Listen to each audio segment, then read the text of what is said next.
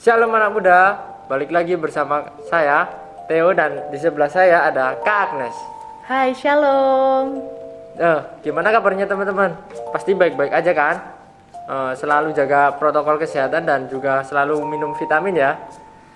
Dan kali ini kami akan membahas tentang quarter life crisis.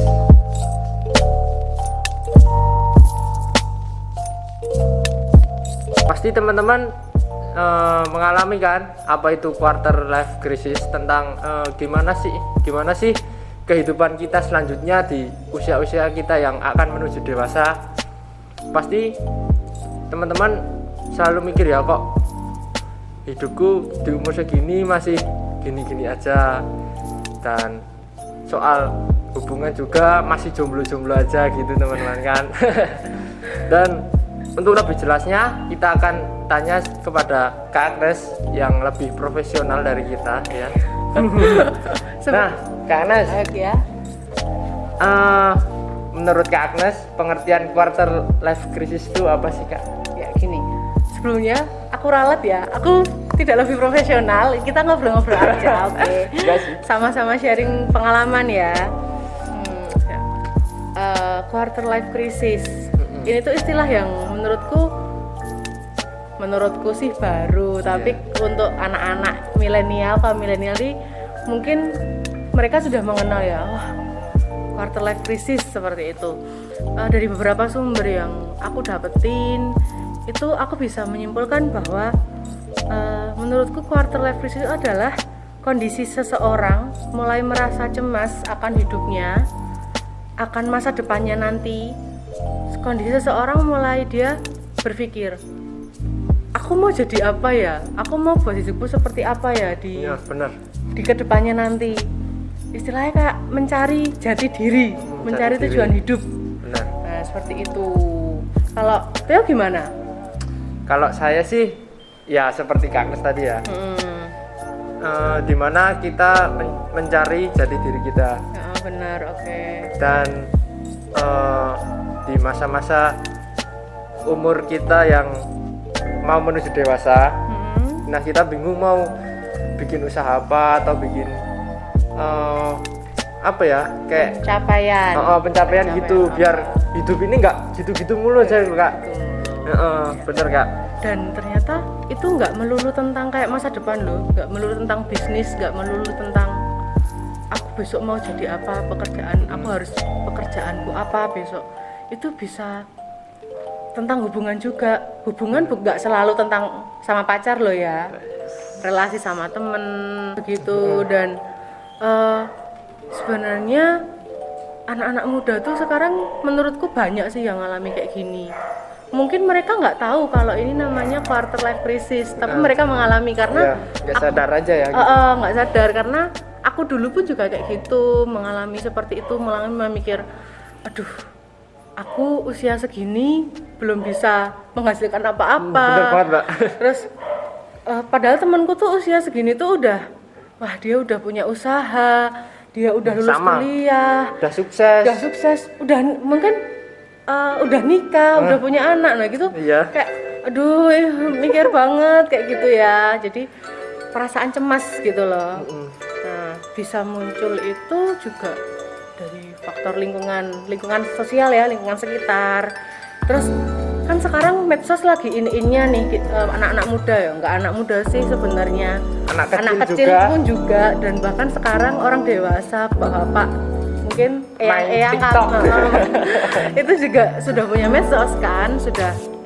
Itu kadang kayak kita lihat postingan orang-orang atau teman kita yang terlihat, ya ampun gila, umur segini udah sukses bro, sedangkan aku ngene-ngene wae. Nah itu kayak aduh, kita jadi kayak tambah cemas, tambah jadi insecure gitu ya. Kalau kata bahasa gaulnya sekarang ya, anak milenial insecure seperti itu. Nah bisa juga mungkin ada beberapa dorongan dari orang terdekat, mungkin juga keluarga yang ayo toh, masa kamu, ya sebenarnya nggak semua orang tua seperti itu sih, tapi juga ada mungkin orang tua yang sebenarnya bukan menuntut anak dan membandingkan, tetapi ingin anaknya lebih baik lagi, mungkin dengan caranya yang kurang tepat, seperti itu. sih. Nah,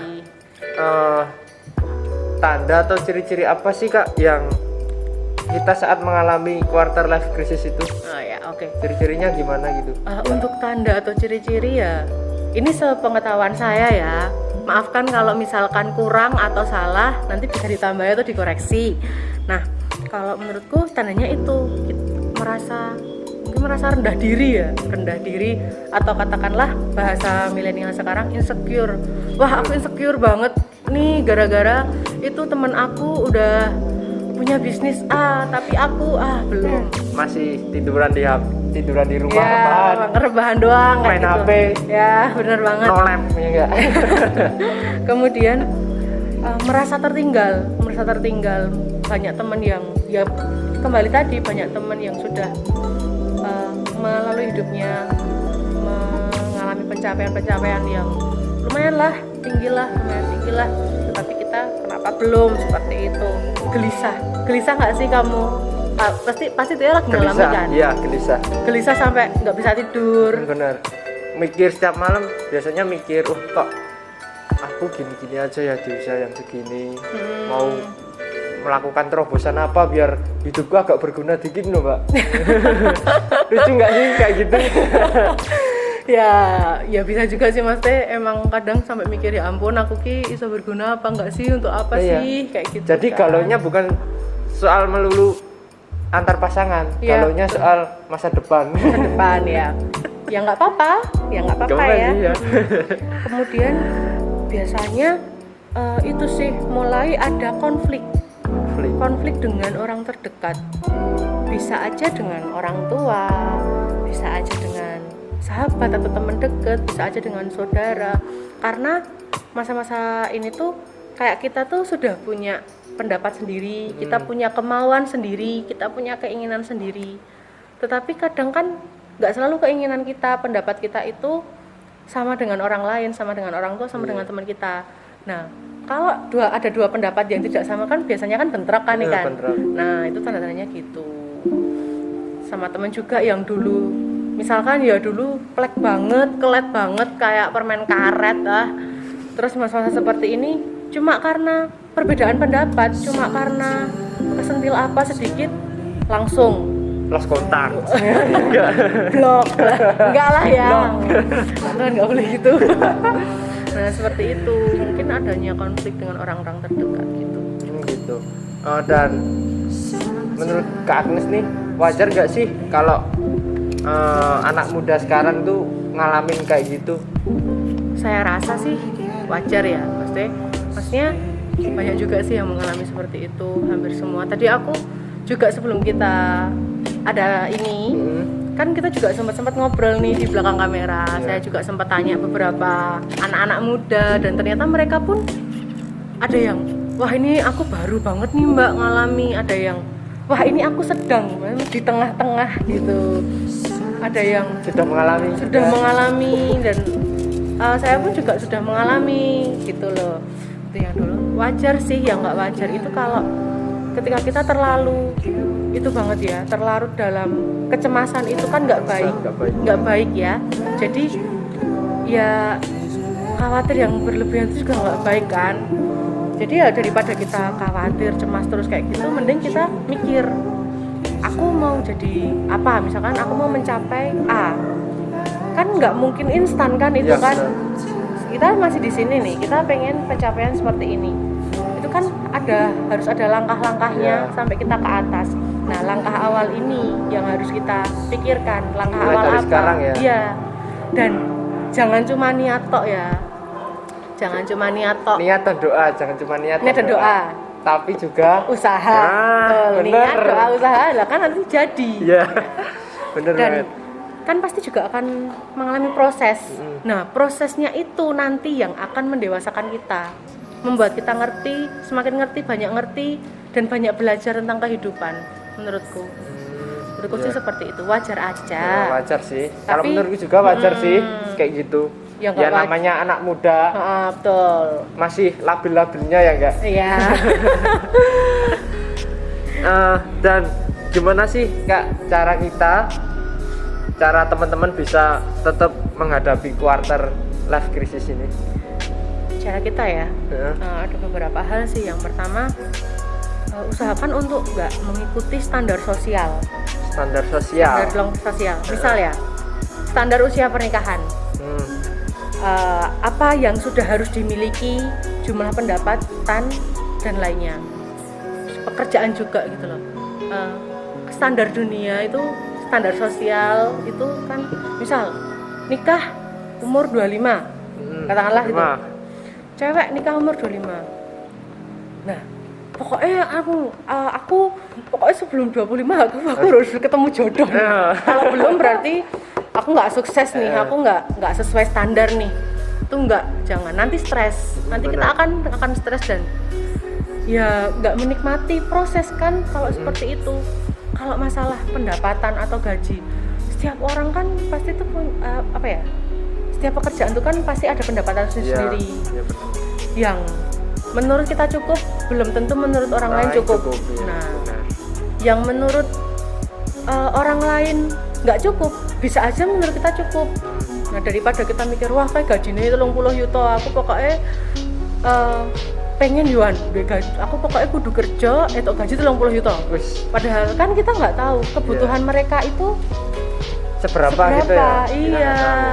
Dan mereka sudah nyaman atau belum, sudah puas apa belum dengan pendapatnya seperti itu. Lebih baik kita mensyukuri seberapapun misalkan Theo bekerja gitu ya, kita sudah bekerja gitu, seberapapun berkat Tuhan yang ada ya sudah disyukuri saja. Seperti itu. Intinya kurangin insecure, banyakin bersyukur ya teman-teman. Betul. Gitu ya. Betul. Kemudian ada lagi. Oh, ada lagi. Kita harus tahu prioritas kita. Tujuan apa yang mau kita capai, dan kita harus tahu prioritas kita itu apa, supaya nanti kita bisa lanjutkan ya ke step-step selanjutnya, langkah-langkah biar selanjutnya. ada planning-planningnya gitu ya, ada Pak? planning betul sekali seperti itu. Jadi jangan setelah aku nggak punya prioritas, nggak punya rencana mau ngelakuin apa, tapi pengen sukses ya. Tidur aja ngimpi ya tapi bangunnya bener. Besok pagi. Nah, betul. Terus habis itu jangan biarkan orang lain yang menentukan apa yang terbaik untukmu. Seringkali kan kalau kamu pernah nggak sih kayak curhat sama temanmu terus wes toke manut aku ngene bae aku mudeng aku kan kancamu. Aku udah yang terbaik buat kamu. Kan enggak. Maksudnya nah aku gini sih, Mbak. Mesti mbahku. Oh ya. Gue pokoknya itu dari TNI. Oh gitu loh. Padahal ya mau sih, tapi itu bukan passionku gitu loh. Oh ya, oke. Jadi ya yang bisa menentukan apa yang terbaik untuk kamu itu kan ya diri kita sendiri gitu ya. Nah, masukan dari orang lain itu nggak apa-apa diterima, tetapi juga kita harus menyaring gitu loh, nggak semua harus dimasukkan dan ditelan mentah-mentah.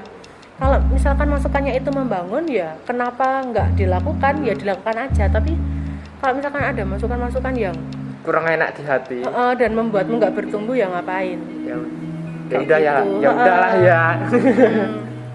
Seperti itu sih. Jika ada yang meragukanmu, kan kadang itu juga ada yang teman-teman kita meragukan kita toh. Alah Pak iso yoyo. Pernah nggak? Pernah. Disepelekan. Nah, justru ketika ada orang yang meragukanmu, ya kamu buktikan aja. Jangan dendam loh ya Le. Jadi buktikan aja. Aku pasti bisa. Kamu raguin aku, tapi aku mau buktikan bahwa aku bisa. Kayak gitu. Jadi ini sebagai motivasi ya? Motivasi. Kayak gitu sih menurutku sih. Udah atau ada lagi? Udah. Mungkin Theo? Menurut Theo gimana? Menurut saya ya apa ya? Yang utama sih banyakin berdoa sama Tuhan. Iya, itu betul. Ya enggak? Harus itu. Bergumul sama Tuhan. Tuhan gimana sih kok hidupku gini? Tuhan punya rancangan yang baik buat kita. Iya. Dan rancangan Tuhan itu bukan rancangan kecelakaan tapi rancangan damai sejahtera. Nah, benar banget. Nah, jadi ceritakan, sharing sama Tuhan pasti mungkin di saat ini kita nggak enak, tapi di saat nanti Tuhan akan enakan kita, ya enggak? Betul. Sebenarnya untuk berdoa dan meminta sama Tuhan itu memang utama sih, memang Hukumnya utama wajib. dan harus, hukumnya wajib kalau anak Tuhan tuh harus gitu, karena yang punya hidup kita itu kan Tuhan ya. Bener banget, Maksudnya, Mbak. masa depan kita itu Tuhan sudah atur gitu loh. Dan sebenarnya anak Tuhan tuh nggak perlu khawatir akan masa depannya, nggak perlu karena cemas. ya nggak perlu cemas. Asal kita mau berjalan dalam jalannya Tuhan, itu pasti Tuhan tuh pasti nyatakan kuasanya, Tuhan tuh pasti nyatakan rencana yang indah buat kita. Ya bener kata Theo, mungkin saat ini kayak Tuhan kok aku ngalami nggak enak terus ya. Tetapi suatu saat nanti kita ngerti, oh ternyata aku tuh kemarin ngalami nggak enak karena Tuhan mau kasih ini toh, Tuhan mau ajari aku. Kasih kita surprise gitu Nah, ya. betul sekali. Gitu. Tuhan ini memang luar biasa, Mbak. Luar biasa dalam hidup kita. Jadi buat teman-teman ya yang mungkin ini baru awal mengalami, sedang mengalami yang dinamakan quarter life crisis, kalian sedang mencari jati diri, mencari tujuan hidup, sedang cemas nanti aku mau jadi apa, serahkan semua hidupmu sama Tuhan, karena Tuhan itu nggak akan mungkin meninggalkan kamu, Tuhan nggak akan mungkin jelomprong ke kita, Iya. itu nggak akan mungkin. Kita percaya sama Tuhan, tetapi doa itu juga harus diikuti dengan usaha. Nah, ketika ada doa, ketika ada usaha, percayalah pasti Tuhan akan memimpin langkah kita. Amin. Ini juga ada, aku punya salah satu ayat penguatan ya buat teman-teman, buat anak muda, buat Theo juga. Ini pasti juga sudah pada mendengar lah di Amsal 23 ayat 18, karena masa depan sungguh ada dan harapanmu tidak akan hilang. Kita harus imani itu teman-teman, kita harus percayai ayat itu. Tuhan sudah bilang kalau masa depan sungguh ada dan harapan kita nggak akan pernah hilang. Tuhan bilang kalau rancangan Tuhan adalah rancangan damai sejahtera, bukan rancangan kecelakaan. Itu pasti akan terjadi ketika Pasti. kamu imani. Seperti itu sih Theo. Intinya kita harus beriman dan terus maju, Yes. terus fokus di jalan Tuhan, dan jangan dengerin masukan-masukan yang bikin kita down gitu Ya, ya. betul sekali. Seperti itu. Oke, sekian teman-teman pembahasan tentang quarter life crisis. Ya. Semoga teman-teman terberkati tentang ini dan selalu jaga kesehatan ya teman-teman. Tuhan Yesus memberkati. Dadah.